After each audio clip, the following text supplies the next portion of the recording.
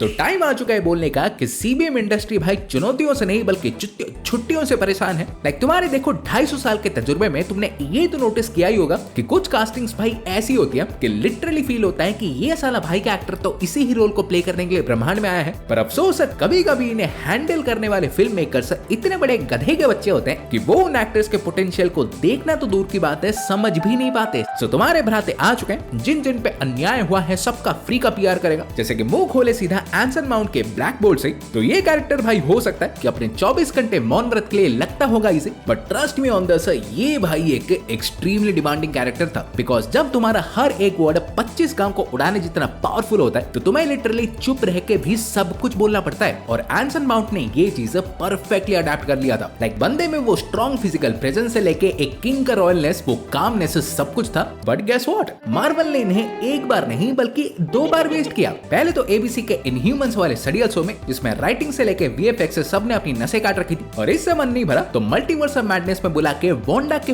Power scale के चक्कर में फिर से रगड़ दिया। लेकिन सर आगे बढ़े तो इनके बाद वाले रगड़े तो नहीं बल्कि खदेड़ ही दिए गए थे। अंडरस्टैंड कर नहीं रहे तो मैं बात कर रहा हूँ बहुत ही अनपॉपुलर एक्टर जो कि पार्ट टाइम में ऐसे गेमिंग पीसी वगैरह भी बना लेता है, हेनरी कैविल की। लाइक बंदे का देखो थोपड़ा, फिजिक, वॉइस सब कुछ सुपरमैन जैसा था। और मैन ऑफ स्टील भी चाहे प्लास्टिक के भाव में बिक गई बट उसमें देखो स्नाइडर अंकल ने सुपरमैन के हर एस्पेक्ट को बिल्डअप भी कर लिया था। एक एलियन जिसमें इंसानों से भी ज्यादा इंसानियत है, एक गॉड जो कि हॉस्टिलिटी के बदले ह्यूमिलिटी चुनता है। बट ये सब करने के बावजूद भी इन्होंने इसे एक सीक्वल तक भी नहीं दिया और ऊपर से रस मार के इसके टोटल आर्क की बचा दी बात अलग। मतलब सोच के देखो तुम कितने उच्च कोटि के हो सकते हो कि तुमने सुपरमैन जैसे कैरेक्टर को उसके दूसरे ही फिल्म में उड़ा दिया। और भाई उड़ाया तो उड़ाया, तीसरे फिल्म में वापस भी ले आए। और इतना थोड़ी, आखिर में फाइनली जब इन्हें एक और चांस में मिला सारा डैमेज रिपेयर करके फिर से कैरेक्टर को कंटिन्यू करने का, इन पगलों ने हेनरी कैविल क्या पूरा का पूरा यूनिवर्स रिबूट मार दिया। देन अगले नंबर पे आते हैं फिर जेम्स मार्स्टन के साइक्लॉप्स। और अगर भाई तुम साइक्लॉप्स के फैन हो तो तुम्हें भाई ऑलरेडी पता होगा कि ये कितनी तगड़ी कास्टिंग थी और फॉक्स ने इसे कितना इजीली वेस्ट कर दिया। लाइक वुल्वरीन और प्रोफेसर एक्स इन सबको तो भाई गांव के बच्चे जानते हैं, but let me tell you X Men का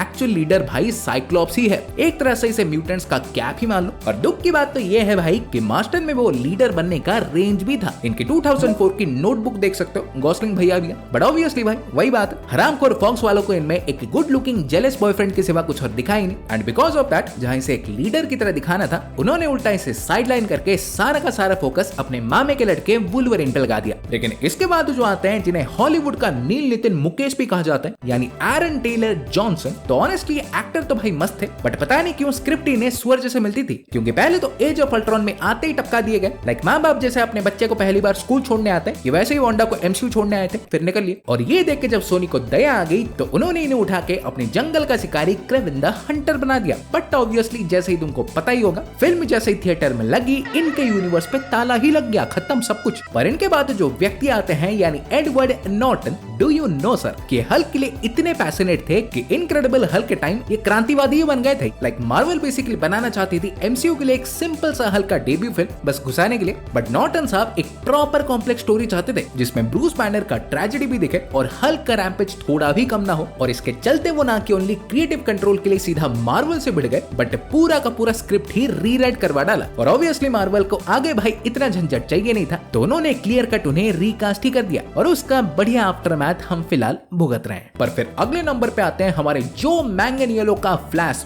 Deathstroke. And I can say भाई इन्हें जस्टिस लीग के पोस्ट क्रेडिट में देखने के बाद मैं कितना एक्साइटेड था। लाइक ना कि ओनली डेथस्ट्रोक की तरह सर से पांव तक दिखते थे बट अंकल जो ने प्रोफेशनल वाली टैक्टिकल ट्रेनिंग भी ले रखी थी। सो बस इमेजिन ये कितने रॉ होते। इनफैक्ट सर पीटने वाली बात तो ये है कि बेन अफ्लेक की जो सोलो बैटमैन फिल्म आने वाली थी तो उसमें यही ही मेन विलन होते, बट बहन के जलजीरों ने ना फिल्म दी ना ये दिखे। और पोटेंशियल को आग लगाने की बात हो ही रही है तो क्रिश्चियन बेल के गौर पे चर्चा ना हो तो रात को चंदा मामा कैसे आएंगे। Like Thor love and thunder में देखो वो सारे मसाले थे जो कि थॉर क्या इसे एमसीयू का ही one of the best film बना सकती थी। वापस अपने फुल पोटेंशियल पे लौटने वाला एक डिप्रेस्ड थॉर, गॉड्स का पूरा पंचायत जिन्हें ब्रूटली मारने के लिए गॉड द गॉड बुचर जैसा विलन जिसे खुद भाई एक Oscar winning dark night Christian Bale play कर रहे थे। और वो छोड़ो वो तो सुपर सैन मोड पे जाने की जरूरत भी नहीं थी, बस उनका अमेरिकन साइको निकाल लेते, मेरी गारंटी पूरे गैलेक्सी में एक गॉड तक नहीं बचता। बट ऑब्वियसली सर जैसे कि तुमको पता है हमको पता है इतना ठूस उसके पोटेंशियल होने के बावजूद भी गौर को एक बच्चा चोर बना दिया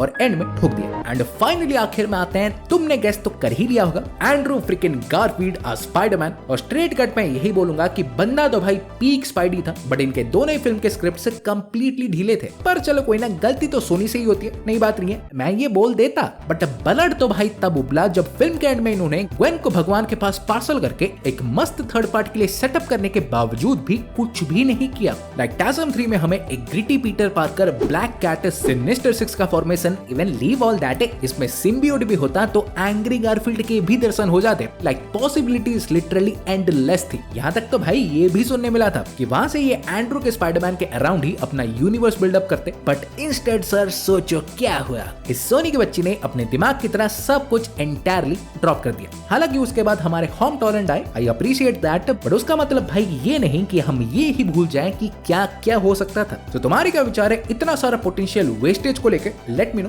वीडियो पसंद आई हो तो वीडियो को देखो, अंगूठा दबा के लाइक मार दो। मैं तुमसे मिलूंगा एक और वीडियो में, सो तब तक bye, take care and piece.